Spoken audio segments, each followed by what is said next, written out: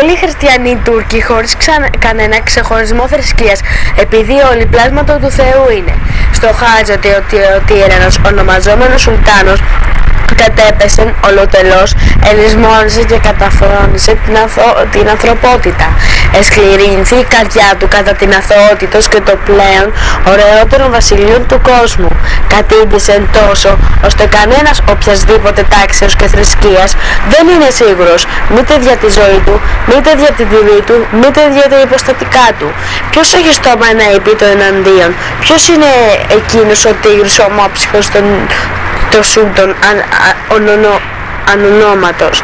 Ας βγει εις το παρόν και διαπολεμιών του μάρτυρα θέλει να αποκτήσει όλη την κτήση. Η πρώτη βάση της ηθικής είναι προς τους ευεργετούντας ευγνωμοσύνη. Είναι ηλίου λαμπρότερον και ως τους ευεργετουμένους αχάριστη. Είναι ο κάκιστος των ανθρώπων.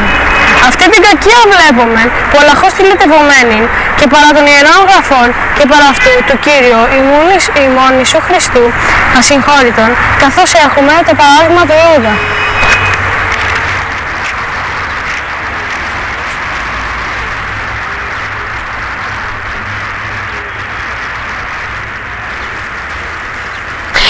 Ο δυστυχής λαός, βλέποντας ότι όλε του εθλίψεις και οδύνε προέρχονται από την κακή διοίκηση, από την στέρηση καλών νόμων, απεφάσισεν να ασθενήσει προς τον ουρανόν, να εγείρει ενδριώς το καταβεβαρημένων τραχίων του και ενοπλίζοντας τους βραχίονες του με άρματα της εκδικήσεως και της απελπισίας, να εκφοήσει μεγαλόφωνος ενώπιον πάσης της οικουμένης με βρόντωση κραυγήν τα ιερά και άμωμα δίκαια, όπου Θεόφερ τον ευχαρίστησαν για να ζήσει ήσυχος επάνω στην γη.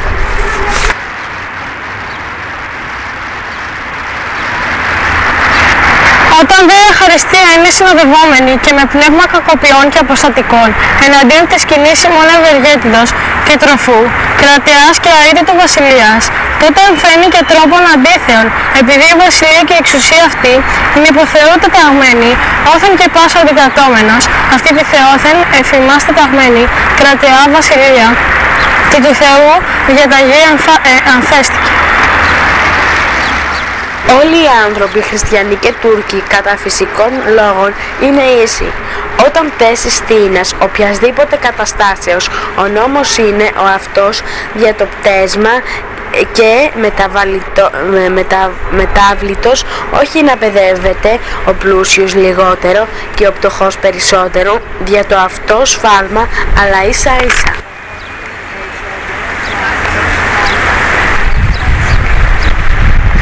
Οι φιλελεύθεροι μάλλον δεν μισελεύθεροι επιχείρησαν εις έργων μυαρών, θεοστικές και ασύνετων, θέλοντας να διαταράξωση την άνεση και ησυχία των ομογενών μας πιστών αγιάδων της κρατεάς βασιλείας, την οποία απολαμβάνουσι υπό την αμφίλαφη αυτή σκιά με τόσα ελευθερίες προνόμια, όσο δεν απολαμβάνει άλλο έθνος, υποτελές και υποκείμενο. Ζώντας ανενόχλητοι με τα γυναίκας και τα τέκνατον, με τα περιουσίες και καταστάσεις και με την ύπαρξη της τιμής των και κατεξοχήν με τα προνόμια της θρησκείας, ή της διαφυλάχθηκε και διατηρείται ασκανδάλιστος μέχρι σήμερα, επί ψυχική ημών σωτηρία. Η ελευθερία είναι εκείνη η δυνάμεις όπου έχει ο άνθρωπος στο να κάνει όλο εκείνο όπου δεν βλάπτει στα δίκαια των γειτόνων του. Αυτή έχει ως θεμέλιον τη φύση, γιατί φυσικά αγαπόμεν να είμεθα ελεύθεροι, έχει ως κανόνα τη δικαιοσύνη, γιατί η δικαία ελευθερία είναι καλή. Έχει ως φύλακα των νόμων, γιατί αυτός προσδιορίζει έως που πρέπει να είμαστε ελεύθεροι.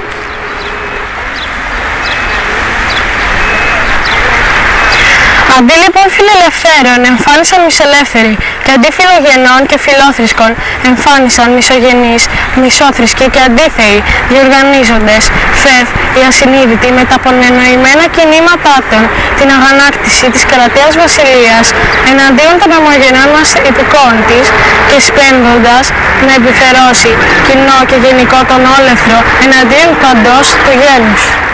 Όλοι χωρίς εξαίρεση έχουν δικαίωμα να ξέρουν γράμματα. Η πατρίς έχει να καταστήσει σχόλια εις τα όλα χωριά για τα αρσενικά και θηλυκά παιδιά. Εκ των γραμμάτων γεννάται η προκοπή με την οποία λάμπουν τα ελεύθερα έθνη. Ο αποστάτης διάβολος εμεθοδεύτει στον τρέχοντα αιώνα μιαν πονηριάν και απάτην ξεχωριστή, δηλαδή το σύστημα της ελευθερίας, το οποίο κατά τη φάνεια φαίνεται τάχα καλό όσον για να πατήσει τους εκλεκτούς. Υπάρχει όμως ένα βέλιαρ του διαβόλου και φαρμάκι ολέθριο για την κατακρίνηση τους λαούς στην απώλεια και ακαταστασία. Να στοχαζόμεθα πως όταν πάθει ένας τίποτε κακός εγκρίνονται όλοι και δια τούτο πρέπει να βεβαιώσεμεν στο καθένα τη μεταχείριση και την προφύλαξη των δικαίων του. Αυτή η σιγουρότης θεμελιώνεται επάνω στην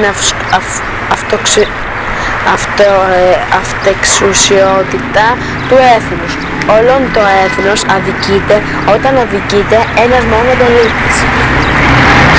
Αδελφοί, μη πλανάστε, κλείσατε τα αυτιά σας και μην δώσετε καμία ανακράση εις αυτάς τας νεοφανής ελπίδας της ελευθερίας και να είστε βέβαιοι ότι έδοξε και η διδασκαλία αυτών καθόσον η δημήθημεν να καταλάβομεν είναι ενάντια στα διτά της Αγίας Γραφής όπου προστάζει να υποτασσόμεθα. Όταν ένας μόνο κάτοικος του βασιλείου τούτου αδικηθεί, αδικείται όλο το βασίλειο. Και πάλι όταν το βασιλείο αδικείται ή πολεμείται, αδικείται ή πολεμείται κάθε πολίτης.